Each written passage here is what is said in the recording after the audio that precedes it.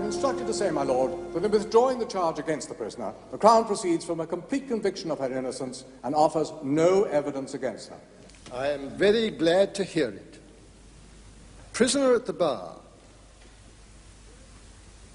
the Crown, by unreservedly withdrawing this dreadful charge against you, have demonstrated your innocence in the clearest possible way. And I most heartily congratulate you on this very satisfactory ending to your long ordeal. Goodbye.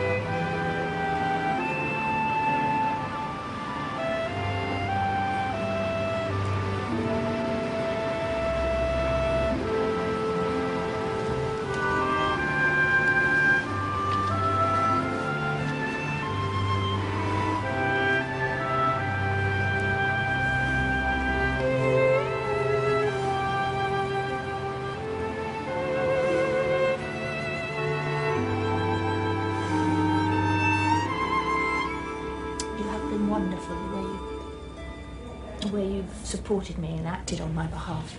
It was nothing. You are the woman I want to spend the rest of my life with. How else could I behave? I've had a lover, Peter. I've been accused of murdering him. I'm not going to rush into another affair.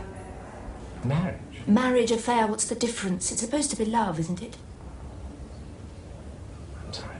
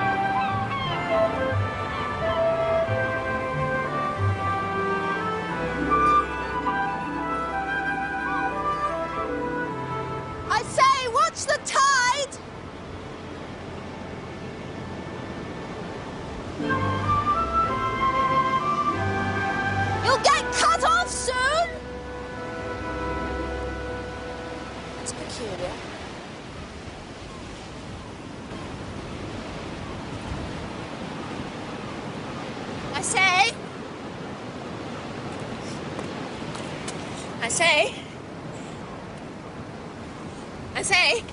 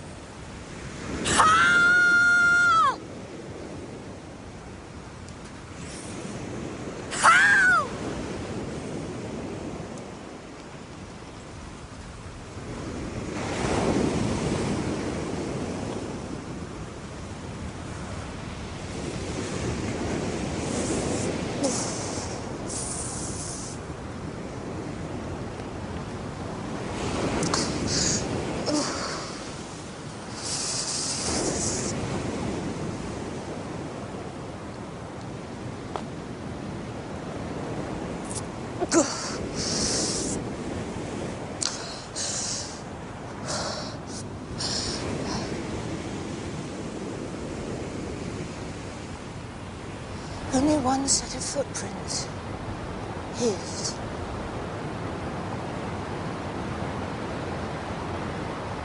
And mine.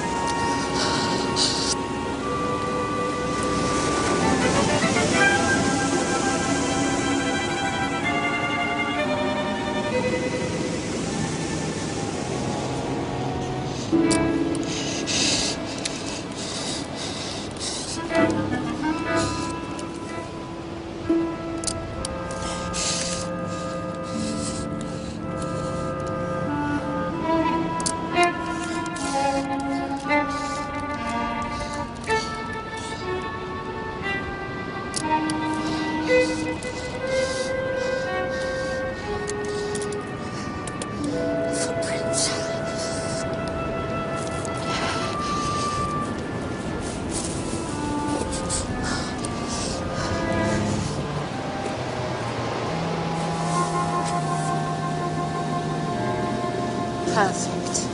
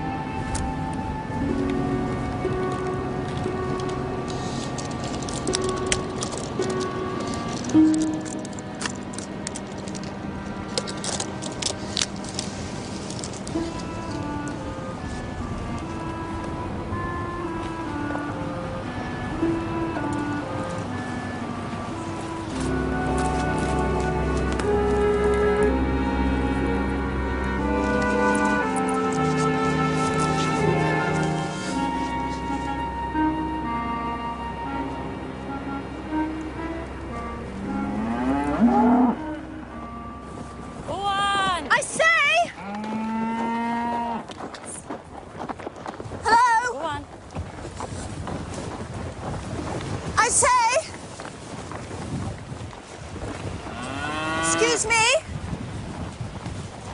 I say, could you tell me, is there a telephone up at that farm? Telephone? I never heard of one. Well, is there anyone there who might be able to help me? I mean, is the farmer there? There ain't no one there. 'Tis market day. Oh, I see. Well, do you know where the nearest telephone is? Oh, they might have one at Red Farm. Where's that? You go up the road and turn left. Yes, but how far is that? It's about 3 or 4 miles. 3 or 4 miles. But you do know there's a telephone there?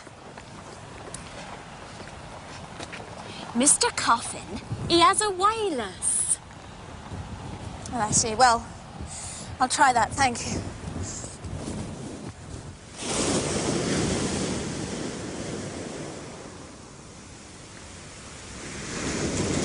No, we ain't got no telephone. Mr. Coffin don't know with them. Oh, I see. They do have one at the big house. Ah, where's that? Just keep going up the lane and you'll come to the park gates. But they keep them locked, so keep on round by the high wall and you'll come to the lodge. Oh, mine. I'm not sure there's anyone there now. Might be up in London. They go up there quite a lot, sometimes for a few days. Mrs. Coffin, is there anywhere else near here where I can get a telephone? Oh, darling, I know they got one there now. Just go back to the coast road and it's on the way to Wilvercombe. Thank you.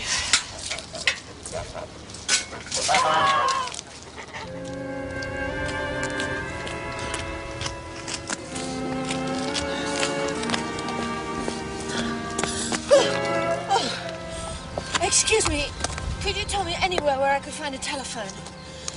Or a car? There's a man on the beach with his throat cut. Say, is he a friend of yours? No, I don't know him from Adam, but I've got to get to the police before the body gets washed away. Yeah. But the tide could be going out. It could be, but it isn't. It's What? coming in. Afraid I'm rather short-sighted. Yes, well, thank you anyway. Do you think he was murdered? I suppose he might have been. I better come along with you. Expect you'd feel better if I was along. Yes, thank you. Got to hurry, though.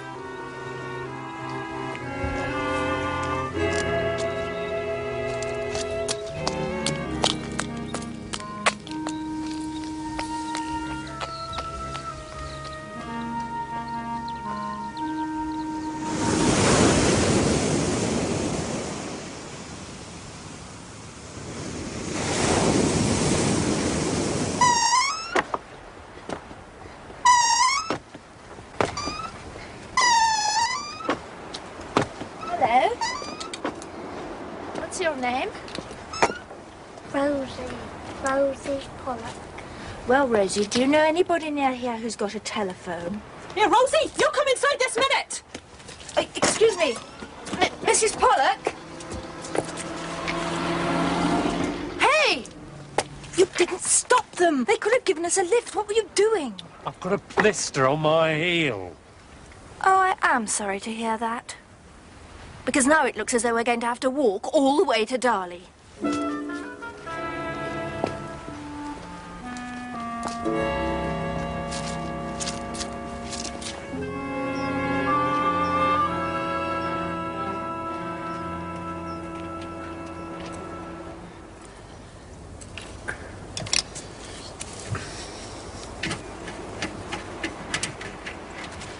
Ah, a camper. Yeah, but I shouldn't have... Excuse me. Are we anywhere near Darley? Yes. 10 minutes down the road. First right, and it's half a mile inland. Oh, thank goodness. Is there anything the matter? Well, I've just found a dead body on the beach. Good Lord. So, I wanted to notify the police. Naturally. Well, there's a telephone in Darley. You can phone the police station in Wilvercombe from there. Right, thanks. Sorry I can't help. Damn thing's broken down. That's all right, thank you. There's no need to stop and talk to everyone we meet. That fellow was very rude to me this morning when I came through here. If you ask me, there's something funny about him. I'm sure he's wearing a wig. So what if he is? Poor man's probably bald. Unless you think that makes him a murderer. Come on, we must get to Darley.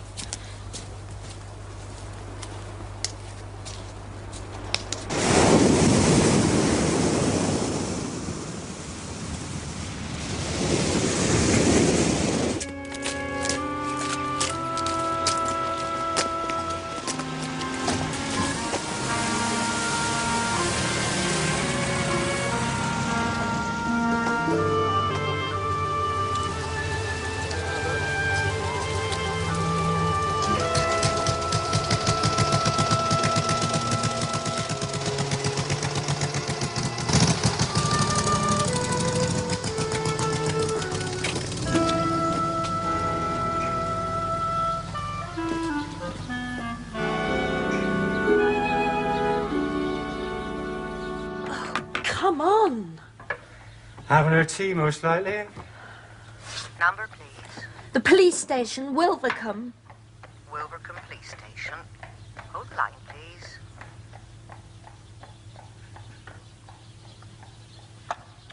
Wilvercombe Police Station. Oh, I wish to report a body of a man. My name is Vane, Miss Harriet Vane, and I'm speaking from the grocer's at Darley. George Earnshaw. Where was this, miss? Well, it was on a rock, sort of shaped like a shoe tree, about 5 miles down the coast. Is there 2 big rocks out to sea? Yes, there are. Ah, the grinders they are, miss. I know the place. Flatiron Rock, we call that. Now, What time did you see the body, miss? It was about 2 o'clock. But it'll have been washed away by now. I've been trying to get to a telephone. Well, if you could hang on there, miss, someone will be along directly. Yes, very well.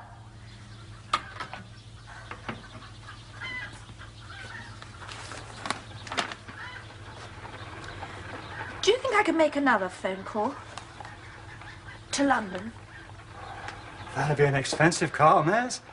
I'm sure 10 shillings will cover it. Very good, miss. Help yourself, miss. Thank you.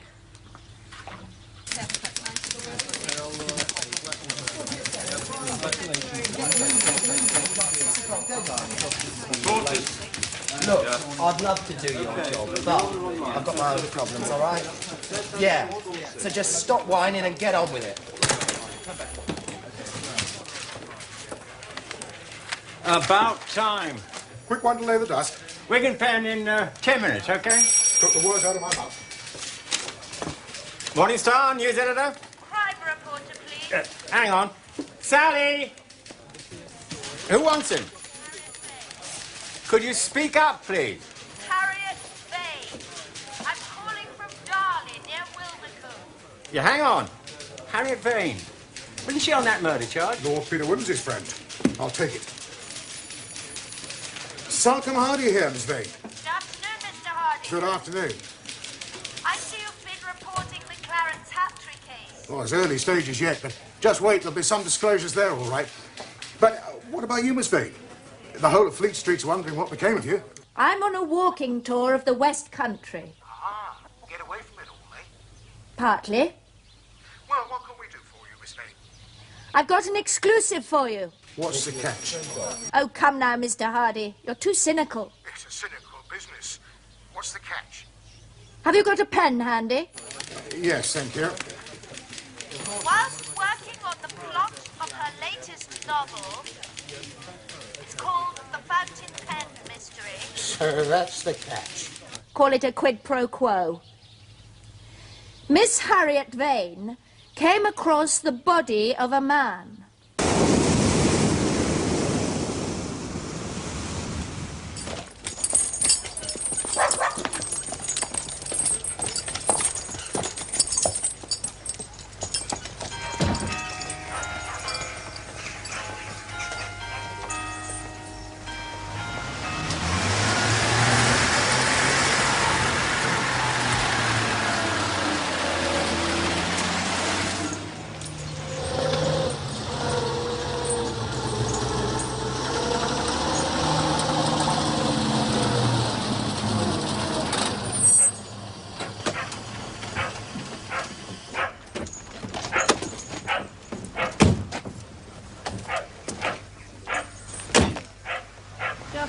Good afternoon. Miss Harriet Vane.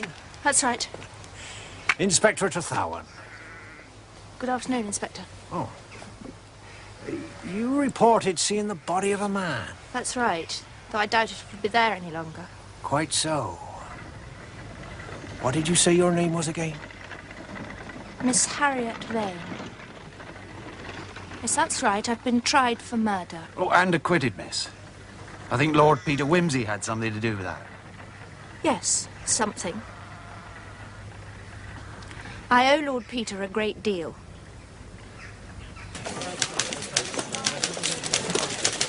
It's far too long. Look, they're bound to get the photograph, so cut it in half, or the sub will mutilate it.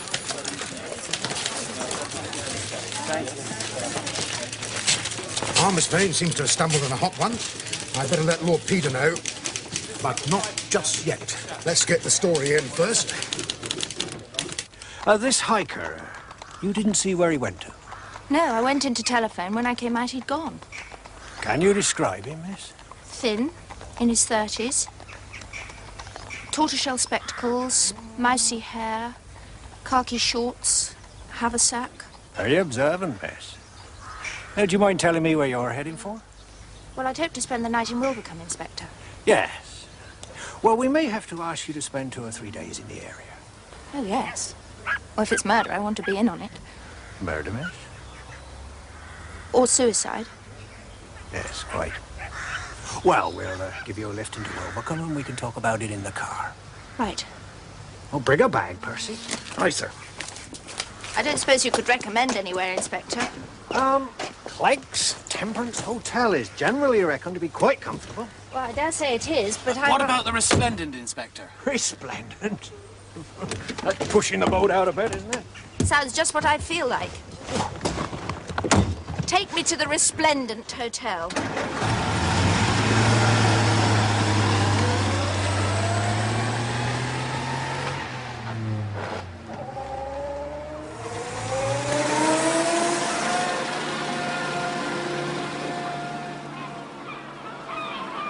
Thank you so much. Good evening.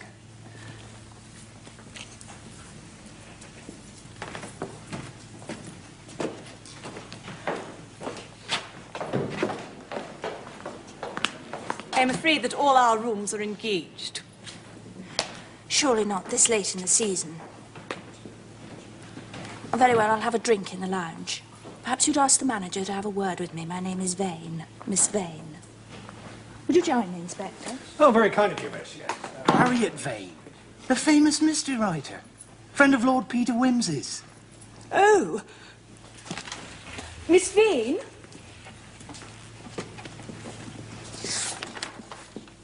I had quite forgotten that an American gentleman vacated his room sooner than he expected. Number 223 on the second floor, with a nice view of the esplanade. Does it have a private bathroom?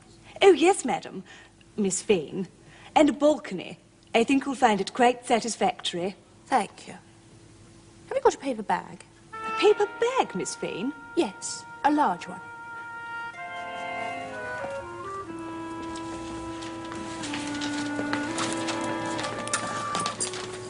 Will this do? Perfect.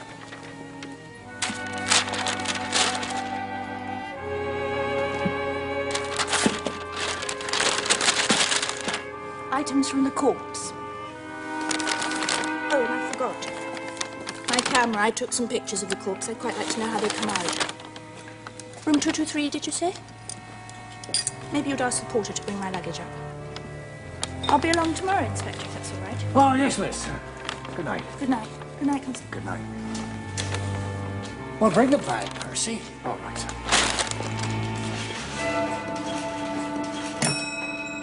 The Hotel Resplendent, Wilvercombe. When did you hear this? A couple of minutes ago. She just called. And Inspector Trethuen is in charge of the case. She doesn't know you're telling me this, I said. Does a newspaper man tell one hand what the other one's doing? Only when he thinks it'll make a better story. But thank you, Sally, and get yourself here tomorrow morning at dawn. The White Lady, my lord. My White Lady? An omen, do you think? My lord. Pack a bag, Bunter. Wilvercombe, my lord. Where else?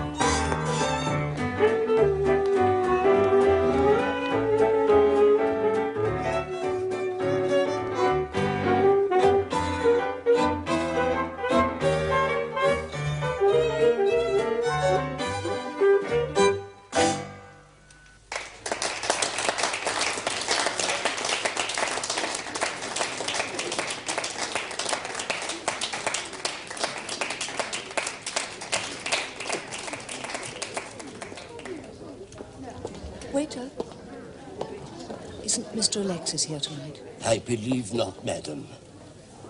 Why not? Is he ill? I don't think so, madam. But I'm sure, Madame, Monsieur Antoine would be happy to. No, thank you. It really doesn't matter.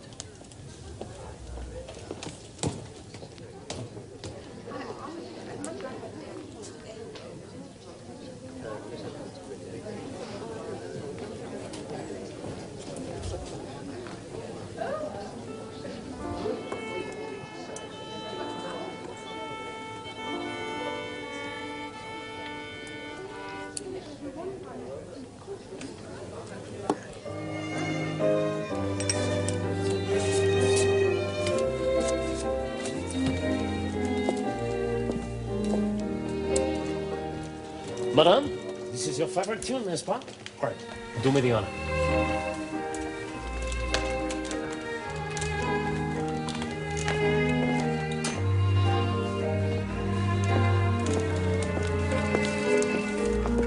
Now then, Mr. Blenkinsop, aren't you going to ask me to dance today?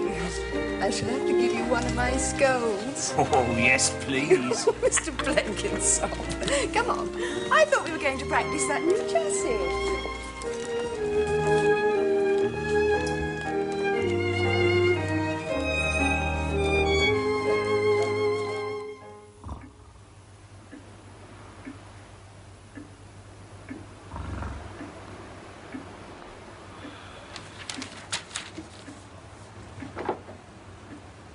May I come into your parlour? Peter, what on earth brings you here? Famous author finds body on beach. So, here I am, like a bird that hears the call of its mate. I didn't call. I meant the body. Oh, But, talking of mates, will you marry me? certainly not. How did you get here so quickly? Sally Hardy, who is even now waiting for the bar to open, telephoned me last night. Told me my Miss Vane had found a corpse. And did I know about it? I don't know how he knew. I told him. With all the gory details. Certainly. Good publicity for my new book. Does this not, pardon me, indicate a certain coarsening of the fibres? Absolutely. At this moment, my fibres resemble coconut matting. With not even welcome written across them. I'm off to the police. Look here, beloved. Bearing in mind the fact that I, too, am a meddler in mysteries, couldn't you, as man to man, let me in on the ground floor? Besides, I could offer you a lift. Oh, well, if you put it like that, yes, I suppose.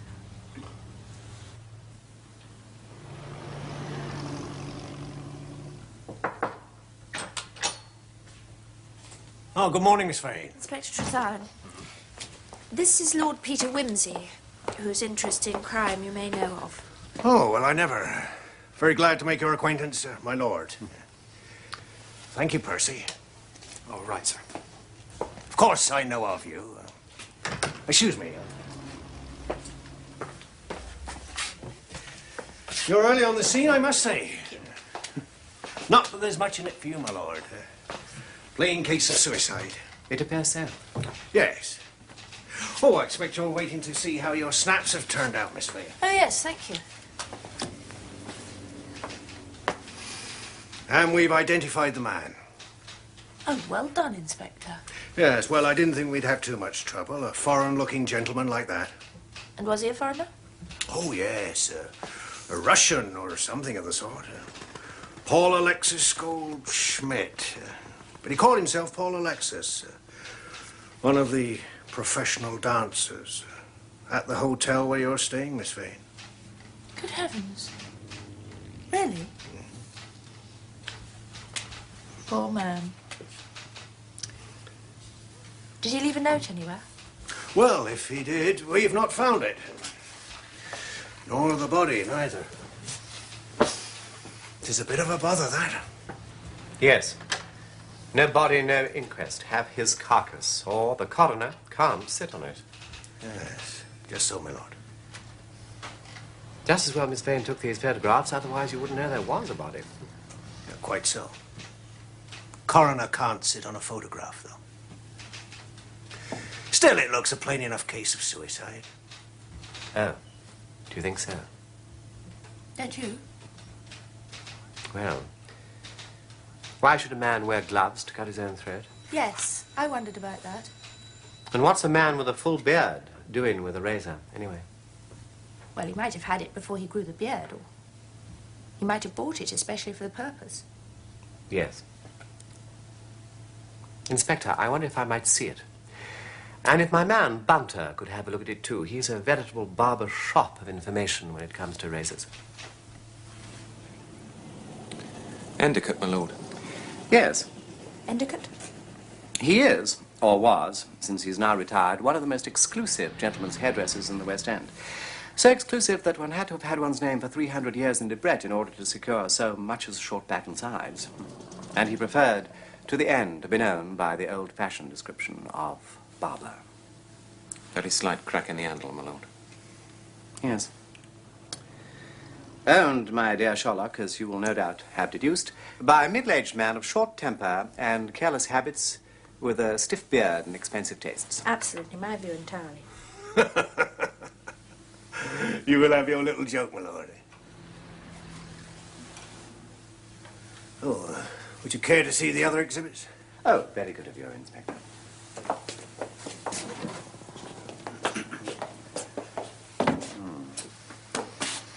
Cranial capacity on the small side. Brilliantine, ordinary stinking variety. Last year's hat reblocked with a new ribbon. Style a little more emphatic than is quite necessary. Deduction, not wealthy but keen on his personal appearance. Ah, the cigarette case is pucker all right. 15-carat gold, plain fairly new, monogram, P.A. Probably a gift from a wealthy female admirer.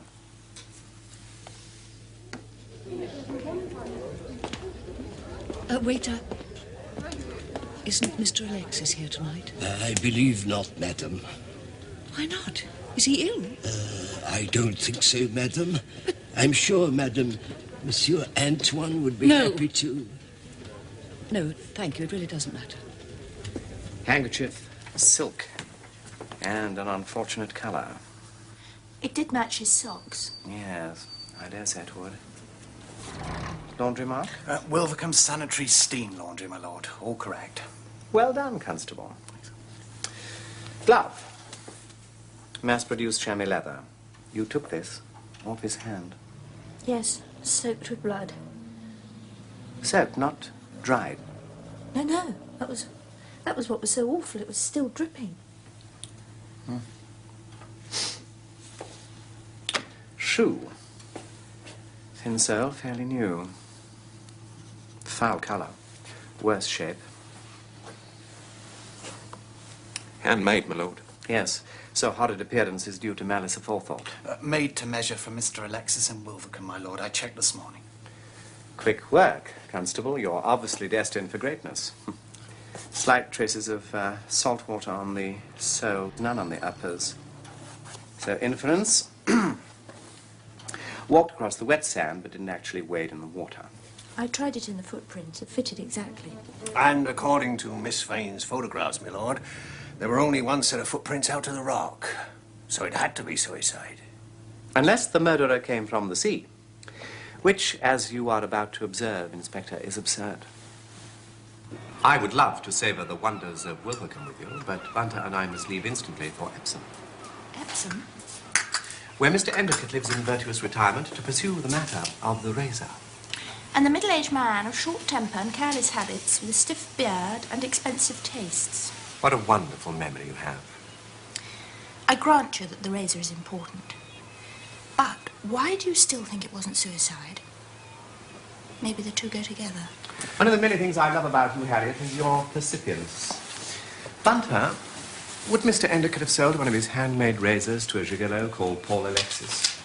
Certainly not to a gentleman who wore that hat and those shoes, and whose handkerchief most unfortunately matched his socks. Mr. Endicott sold his handmade razors exclusively to his own clients, and highly favoured ones at that. Moreover, each one has a serial number. So until you find out how that razor got into the hands of Paul Alexis... I won't be satisfied to call it suicide. Still, I'm sorry, oh best beloved, to turn myself away from you. Not at all. I was going to say, I've got plenty of work to do. Of course, the fountain pen mystery. Don't forget our murder. it was murder. Oh, you might try a turn round the dance floor with the other dancing partners. See if you can get any gossip about Paul Alexis. Very well, but I shall have to get a better evening frock. Get a wine-coloured one. I've always longed to see you in wine colour. Bunter. Peter! Yes? Port or burgundy? What? The frock. Oh, claret. Chateau Margaux 93, or thereabouts. I'm not particular, within a year or two. I should like to know if anything has happened. I'm afraid I don't know any more than... That lady, Miss Vane, she arrived here with the police. Oh, Miss Vane? She might be... I do apologise for bothering you. Yes, can I help you? My name is Flora Weldon. The receptionist said you know the police here. Well, not exactly no, but why? A very dear friend, Mr. Paul Alexis. He's one of the professional dancers here. Shall we go into the lounge? Oh, yes, it's about Mr. Alexis. You see, I haven't seen him since the evening before last, and that's most unusual because Would you like to sit down and tell me everything you know? The chambermaid said that there were dreadful rumours about something having happened to Paul, to Mr. Alexis, but nobody will actually tell me anything. Please, Miss Vane, tell me what's going on. Well, Mrs. Weldon, I'm afraid something rather beastly has happened. Yesterday, I was down by the seashore and I came across a man lying there dead. And it seems it was Paul Alexis. Oh, no. I know he wasn't strong. Was it a heart attack? No, I'm afraid not. What then? Mrs. Weldon... Oh, please tell me. His throat was cut. Oh, God. Oh, God! Oh, God! Oh! Get me a double brandy, please, quickly.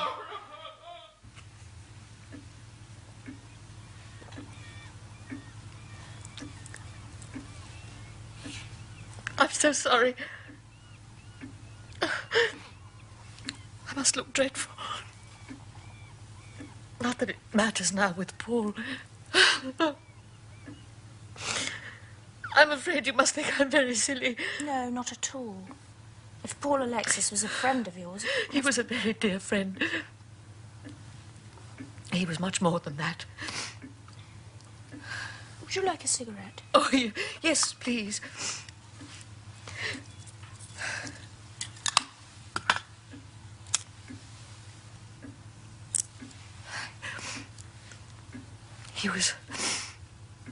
Paul was so handsome and graceful. Of course, all the women ran after him, but he was lonely, just as I was. The first night I was here, he came over and asked me to dance. And it seemed as if we were drawn together. It was as though the moment our eyes met, we knew we were meant for each other. We danced together every night.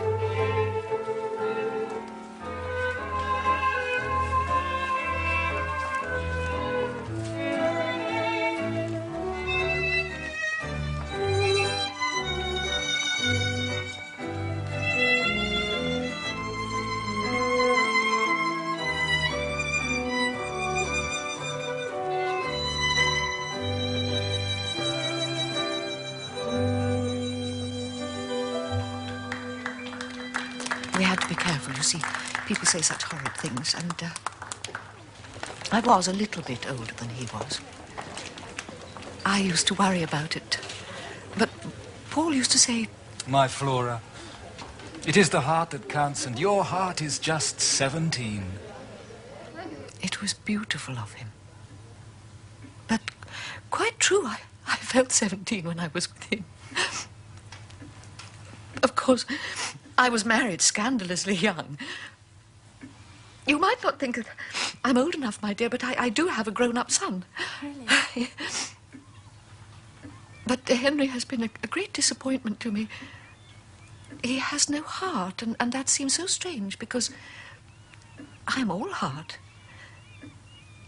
If only he'd been kinder to me after my husband died, but it seemed that all Henry was interested in was the money, and of course all that was left to me. Oh, really? My marriage wasn't happy, but it wasn't my husband's fault. He just was not very sensitive. And after he died and I was left alone, well, one can't be blamed for wanting to snatch a little happiness, can one? No, absolutely not. Oh, you're so kind, my dear. And so clever. I know you write detective books. Oh, please, Miss Vane. Please tell me who they think murdered Paul. Well, I'm afraid, Mrs. Well, I'm afraid they think it was suicide. Oh, no. No, that's impossible. I know it is. Well, Mrs. Weldon, I found the body. No. He would never have killed himself when he was so happy. You see, Miss Vane, we were going to be married.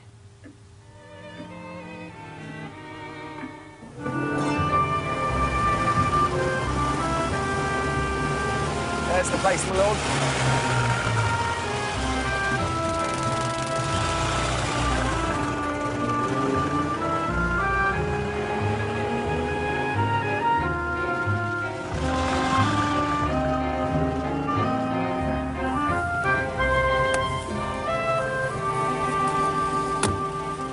Bunter, what time have you? 10 minutes to 5, my lord.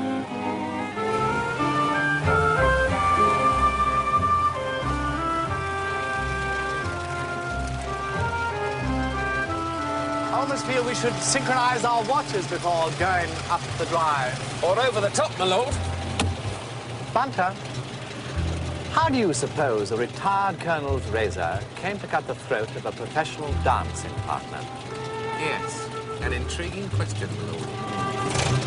And one requiring a certain delicacy of approach. Well, all I can say is, damn it, it's a damned ungentlemanly business going and asking a fellow's barber questions behind his back. And as for being mixed up in the death of some dago, you ought to be ashamed of yourself for interfering with the police. That's their business. Awfully sorry, sir. The trouble is, detecting is my hobby. A fellow has to have a hobby of some kind. Well, I dare say. But why can't he take up golf or beading spaniels? Come on. Quite right, sir. Much more appropriate. Trouble is, I got interested in intelligence during the war, and one thing led to another. Really? Oh, a school friend of mine was in intelligence. Bevan Spender. What an extraordinary coincidence. We were together at Chateau d'Or, just before the song. It's a bad show, that. Yes, we tried to tell them, but they wouldn't listen. Lost a lot of good friends, too. Dare say you did. Well, what do you want to know? About the razor you got from Endicott, sir? Razors aren't what they used to be. Nothing is. Nothing will be, damn it, till we get a conservative government. Do you still have it, sir? What, the razor? No. I told Endicott. I wondered he should make such inferior stuff. No. Gave it to my gardener, Summers. Very decent sort of fella. Knew he'd appreciate it. Well, you'll take a glass of Madeira? This way. Oh, wait.